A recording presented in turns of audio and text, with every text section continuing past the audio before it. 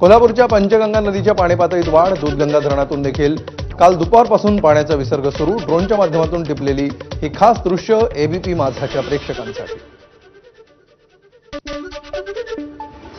भंडाऱ्याच्या सोकोलीमधील शिवणी बांध धरण ओव्हरफ्लो. निसर्गाचा मनमुराद आनंद लुटण्यासाठी पर्यटकांची गर्दी.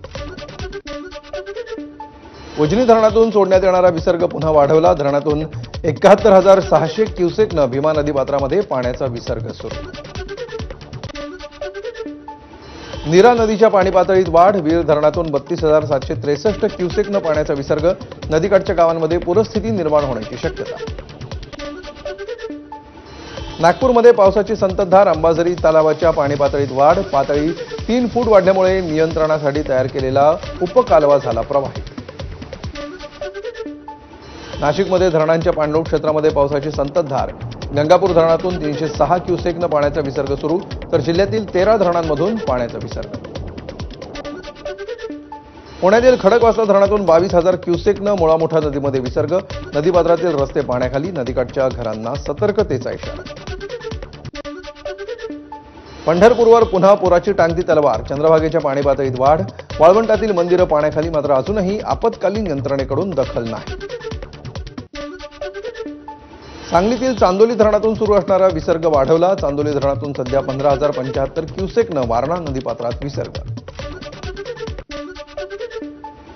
सांगलीतल्या कृष्णा नदीच्या पाणी पातळीत झपाट्यानं वाढ. कृष्णा नदीनं 25 फुटांची पातळी ओलांडली.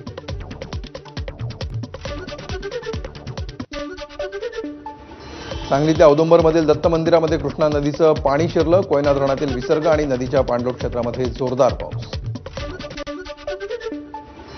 नाशिकच्या नांदूर माध्यमेश्वर धरणाची सुरक्षा धोक्यात. धरणातून मोठ्या प्रमाणावर गोदावरी नदीपात्रामध्ये पाण्याचा विसर्ग. पर्यटक जीव धोक्यात घालून घेत आहेत पर्यटनाचा आनंद. गोंदियामध्ये 2 दिवसात झालेल्या मुसळधार पावसामुळे 6 घरांचं पूर्णतः तर 364 घरांचं अंशतः नुकसान. जनावरांच्या 135 गोठ्यांचंही नुकसान.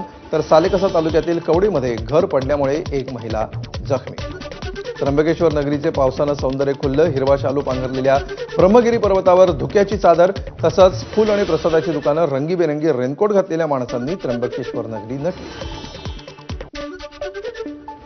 नाशिकच्या कळवण आदिवासी पट्ट्यामध्ये भात लावणीला सुरुवात. पावसानं चांगला जोर धरल्यामुळे डोंगराळ भागामध्ये भात लागवडीला गती. समाधानकारक पावसामुळे चांगल्या उत्पादनाची शेतकऱ्यांना अपेक्षा.